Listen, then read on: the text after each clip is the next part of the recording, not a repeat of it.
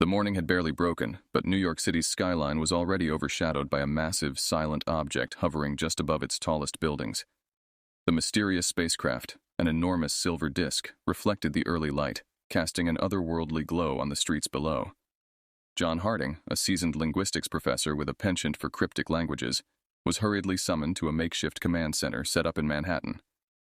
Upon his arrival, he found the place buzzing with military personnel, scientists, and government officials, all trying to make sense of the visitors.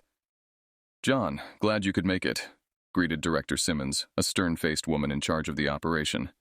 "We've established initial contact, but progress is slow. We need your expertise." John nodded, approaching the main console where a series of alien symbols flickered on the screen. "Have they communicated anything substantial yet?" he asked, studying the patterns. "Only basic greetings so far," replied a military strategist, Major Harris. "But there's a complication. They've requested a human representative to board their ship, someone who understands their language." As John mulled over the symbols, a transmission came through. The alien's voice, smooth and metallic, filled the room. "We seek exchange, one human, to learn, to understand." "I'll go," John volunteered immediately, sensing the importance of this mission not just to his career, but to humanity. The room fell silent for a moment, the weight of his decision hanging in the air. Director Simmons approved with a nod. "Prepare to embark at once, Professor Harding." As John was escorted to the launch area, a figure approached him. It was Dr. Evan Parker, a biologist and an old college friend. "John, are you sure about this? It's a big risk." "Someone has to do it, Evan," John replied, clapping his friend on the shoulder. "Besides, it's not every day you get to meet aliens." The small craft prepared to transport John was sleek and decidedly human, contrasting sharply with the alien technology surrounding it. As it ascended towards the spacecraft, John felt a mix of excitement and apprehension. Inside the alien ship, John was met by a figure remarkably humanoid in appearance. "I am Sarah," she introduced herself. Her voice had a melodic quality, and her eyes were a vivid blue, almost translucent. "John Harding," he replied, extending a hand out of habit more than expectation. Sarah nodded, understanding the gesture and lightly taking his hand. "Welcome, John Harding. We are the Avarians. We need your help." "What kind of help?" John inquired, curious about her straightforwardness. "Our survival," Sarah said gravely. "We need to establish a connection called the clap. It is vital for us, but misunderstood by many of your kind." John listened intently as Sarah explained the nature of the clap, an intimate connection that was essential for her species' survival. The conversation took a deeper dive into the cultural and biological implications, providing John with insights into the urgency of their request. "Will you help us communicate this to your leaders? Will you assist in our survival?" Sarah's gaze was earnest, searching. John, moved by her plea and driven by his own sense of duty, nodded. "I will do what I can, Sarah. Let's start by understanding each other better." As they walked through the corridors of the ship, John marveled at the technology and the opportunity before him. This was more than first contact. It was a chance to bridge two worlds. He was determined to make it count, unaware of just how deeply this mission would change him. After the initial meeting aboard the Avarian spacecraft, John Harding returned to Earth with a mission: to persuade global leaders of the critical importance of the clap for Avarian survival. Sarah, the Avarian envoy, accompanied him, her presence a tangible reminder of the stakes involved. The next morning, in a secured conference room in the United Nations headquarters, John prepared to speak. Beside him, Sarah sat composed, yet visibly concerned about the reception they might receive. "Ladies and gentlemen," John began, his voice steady despite the palpable tension in the room, "we stand at a pivotal moment in human history. The Avarians have shared with us a vital aspect of their biology which requires our understanding and compassion." Sarah took the floor after John's introduction, her fluency in English surprising many in the room. "The clap is not just a physical necessity, it is a profound connection that sustains our life force. Without it, our people become dormant, ultimately leading to death." A murmur ran through the crowd, skepticism mixed with intrigue as delegates whispered among themselves. John projected images of Avarian history and culture on the screen behind him. "Our own scientists have verified their claims. We have a chance to save a civilization," he stated, addressing the crowd's unspoken doubts. After the presentation, General Miller, a key military advisor, approached John and Sarah. His demeanor was less than enthusiastic. This is a delicate matter, Harding. The world won't simply accept this kind of intimacy with aliens. It's unprecedented. I understand, General, but we can't ignore their plight, John argued. Imagine if we were in their position. As the meeting dispersed, a small group of officials remained, expressing a willingness to consider the proposal more seriously. Dr. Evan Parker, who had been quiet throughout the session, finally spoke up. John, if we're going to convince anyone, we need to demonstrate the safety and sincerity of this connection. I agree, John said, turning to Sarah. We need to show them it's safe. Sarah, would you be comfortable demonstrating the clap with a volunteer? Sarah nodded, her expression resolute. It is the only way. The decision was made to conduct a controlled demonstration at a secure facility. John volunteered, driven by a mix of professional obligation and a personal commitment to Sarah's cause. The day of the demonstration, tension filled the room as various dignitaries and scientists gathered. John and Sarah stood before them, ready to bridge their worlds in the most personal way. Are you ready? John asked, looking into Sarah's clear blue eyes. Yes, John. Trust is the foundation of the clap, Sarah responded, her voice calm. With consent affirmed before the observers, they proceeded. The connection was profound and more intense than John anticipated. Energy seemed to flow through them, a visible glow emanating from where they touched.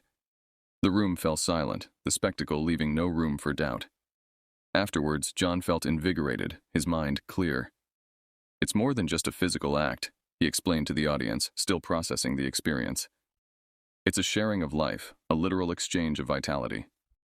The demonstration had its desired effect. Skepticism turned to cautious acceptance among many, sparking debates and discussions long into the night. In the privacy of a debriefing room, Sarah thanked John. You have done more than you know. This might truly save my people. John, still feeling the residual connection, smiled. We're in this together now, Sarah. Let's see it through. As they prepared for the challenges ahead, John realized the depth of the journey he had embarked on. Not just a diplomatic mission, but a personal voyage into the unknown realms of interstellar relations and the human heart. The demonstration of the clap had left the room divided. While many were convinced, others viewed the intimate nature of the bond as a step too far. Opposition grew, spearheaded by influential leaders who feared the implications of such close alien-human interactions. Rumors of mandated interactions between humans and Avarians spread, fueling public unrest and protest. Amid the growing tumult, John Harding and Sarah found themselves increasingly isolated. Director Simmons called them to a private meeting. The situation is volatile, she explained, her tone grave. There are threats against you and Sarah. It's not safe here anymore. You need to go underground until we can guarantee your security. John was taken aback. We're being hunted because we proved that peace is possible? He asked, frustration edging his voice. It's more than that, John, Simmons replied. Some see this as the beginning of an invasion, a loss of human independence. Fear is a powerful motivator.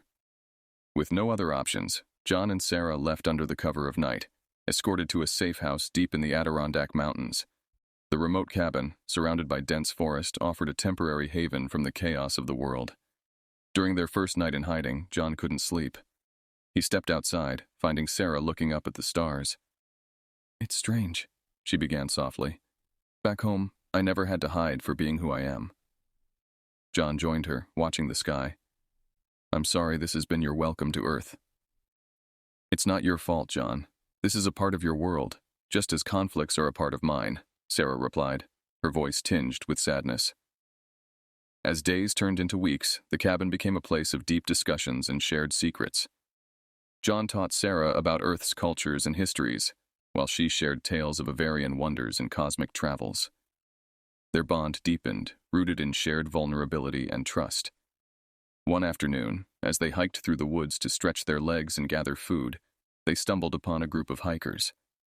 John quickly introduced Sarah as a researcher from abroad to avoid suspicion. The friendly encounter reminded them of the world beyond their secluded refuge. However, the peace was short-lived. One evening, as they played a game of chess by the fire, an unexpected news alert on the radio reported increased hostility against Avarians worldwide. Sarah's face fell, her worry evident. We can't stay hidden forever, John, she said, a determined edge to her voice. We need to find a way to change this, to show them that our intentions are pure. John nodded, his resolve hardening. Let's start planning. There's got to be a way to get the truth out there to counter the fear with facts. They spent the following days brainstorming, using the cabin's old satellite internet to research and reach out to allies. John contacted Dr. Evan Parker and other sympathetic figures, laying the groundwork for a campaign to educate the public and quell the fears. Their time in isolation had forged them not just into allies, but into friends who had glimpsed each other's worlds and shared a hope for a united future. Despite the tranquility of their refuge, both knew that soon they would have to step out from the shadows and fight for that future. The tranquility of the remote cabin was shattered one crisp morning by the distant hum of approaching drones. John, who had become increasingly vigilant over the weeks, peered through binoculars from behind the safety of a thick curtain. "They've found us," he murmured, spotting the unmistakable silhouettes of military-grade surveillance equipment. Sarah joined him at the window, her expression calm despite the looming threat. "What's our next move, John?" "We have to prepare to defend ourselves," John replied, moving quickly to a locked cabinet where he kept a small arsenal of legally owned firearms. "I never thought we'd actually have to use these." As Sarah watched John load several weapons, her understanding of human conflict deepened. "On Avaria, we resolved our disputes long ago through dialogue and mutual respect. I find this primitive and terrifying." John handed her a light handgun. "I hope we won't have to use them, but you need to be prepared to defend yourself." They spent the morning fortifying the cabin, setting up basic traps and surveillance cameras they had brought for security. As they worked, John explained basic tactics for maintaining a defensive position. Sarah, quick to learn, adapted her knowledge of Avarian technology to enhance their setup. By late afternoon, the first wave hit. Drones, flying low, began a sweep of the area. John took them down with precise shots, his years of hunting in the wilderness paying off. Each fallen drone was a reminder of the seriousness of their situation. "We need to leave before they send ground troops," Sarah suggested after the drone attack ceased. "We won't stand a chance if they bring in heavier equipment." John agreed, and they quickly gathered essential supplies, erasing as many traces of their presence as possible. With backpacks loaded and the cabin secured, they slipped into the dense forest just as the sound of helicopters filled the evening sky.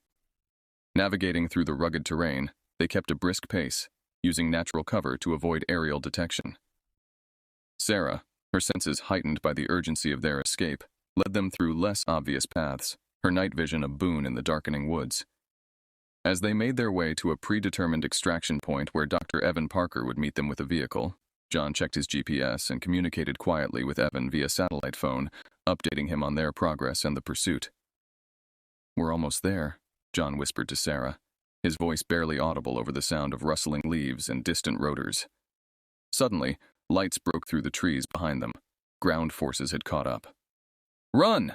John shouted, and they sprinted the last few hundred meters, dodging between trees and leaping over underbrush.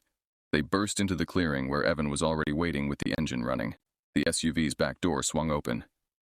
"Hurry!" Evan called out, glancing nervously at the approaching lights. John and Sarah dove into the vehicle, and Evan floored it, the SUV tearing away from the scene just as soldiers emerged from the forest, their shouts fading into the night. As they put distance between themselves and their pursuers, Sarah looked back, her breaths heavy but her voice steady. "Thank you, John, for everything." John met her gaze, a grim smile on his lips. "We're not out of the woods yet, metaphorically speaking, but we'll make it. We have to." With Evan at the wheel, they headed toward a new safe house, further away and hopefully beyond the reach of their pursuers. In the safety of motion, the three allies began to plan their next steps, knowing the road ahead would only get harder.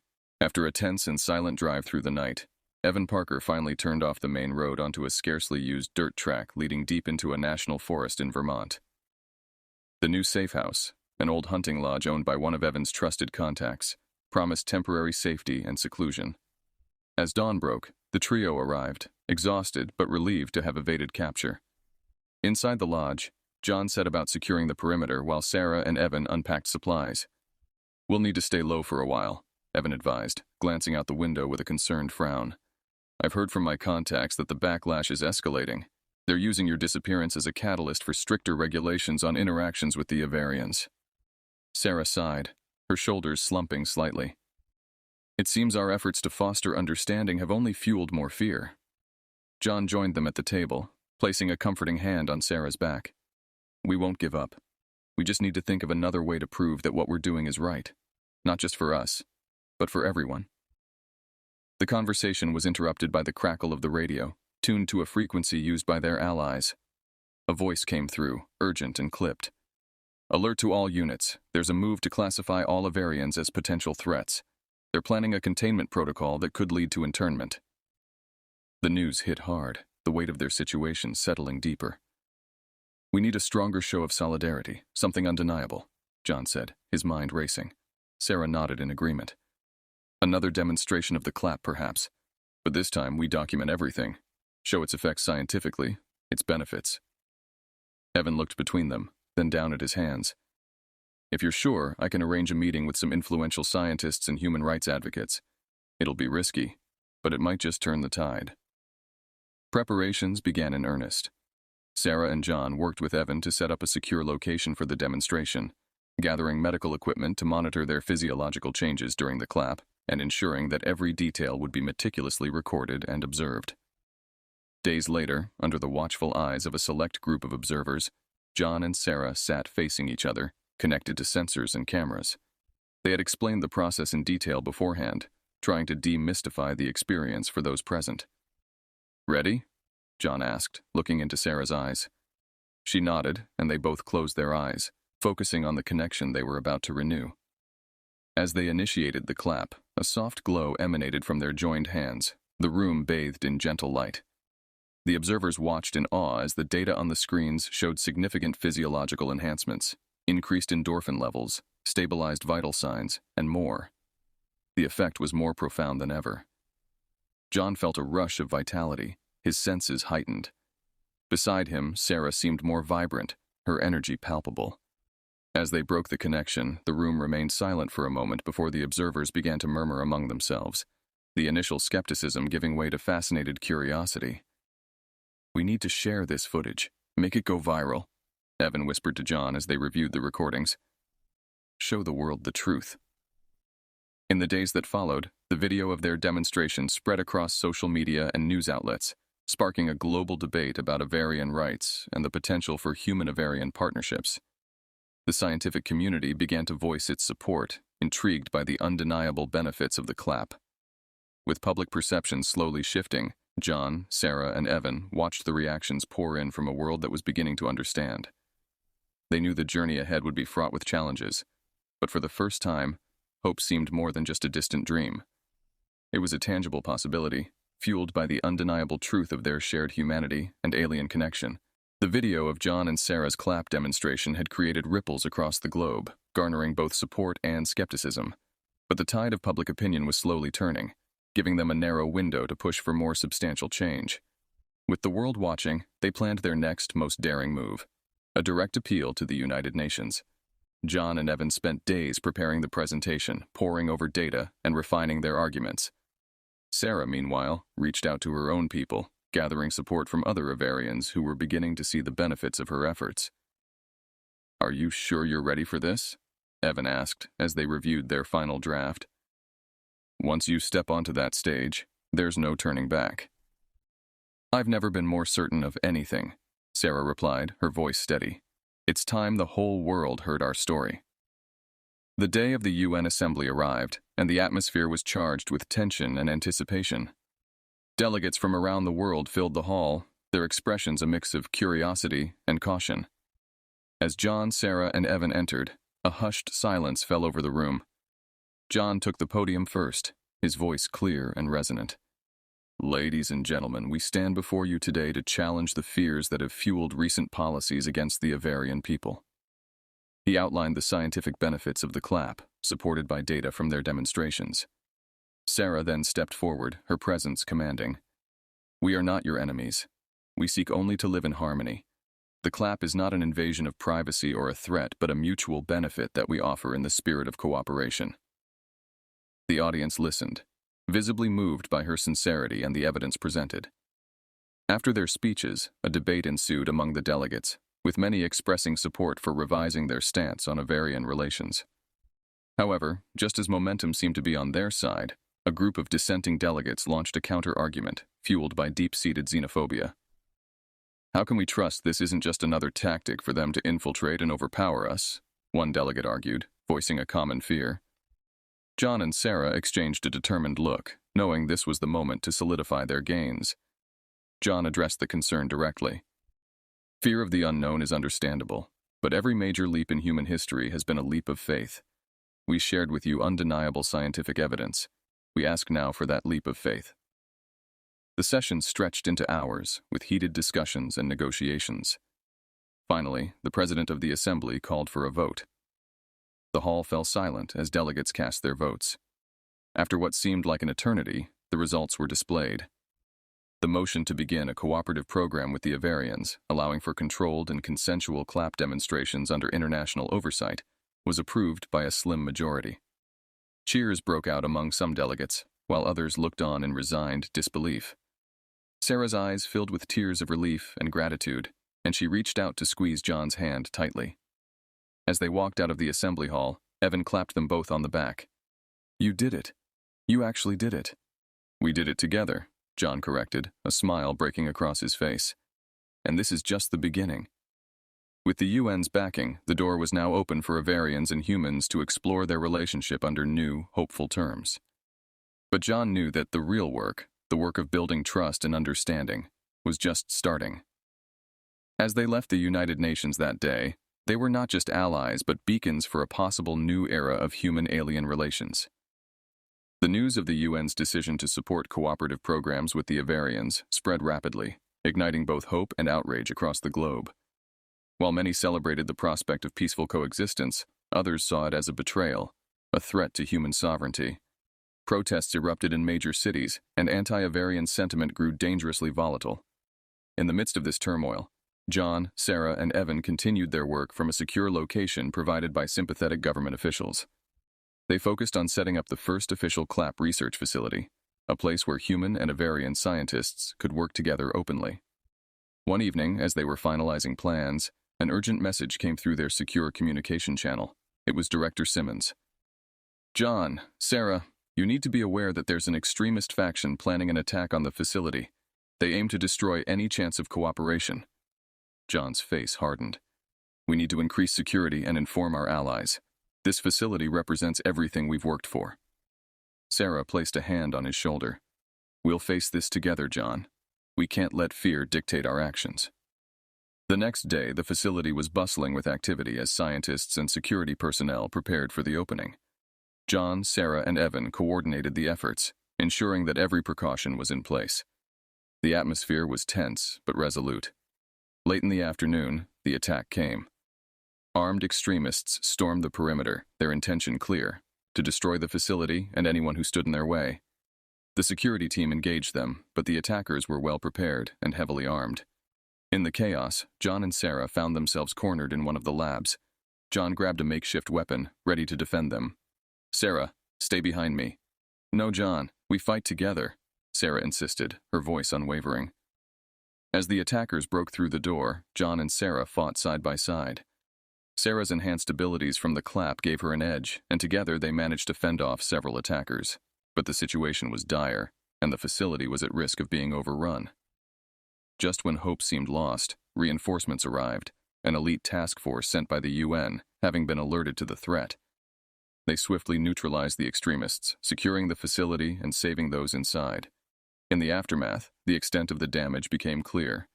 Several scientists were injured, and parts of the facility were destroyed. But the core of their work, the research and the spirit of cooperation, remained intact. Director Simmons arrived shortly after, overseeing the cleanup and ensuring the safety of everyone involved. "You all did an incredible job holding the line," she said, addressing John, Sarah, and Evan. "This attack only proves how important our work is. We cannot be deterred by fear and violence." John nodded, his resolve stronger than ever.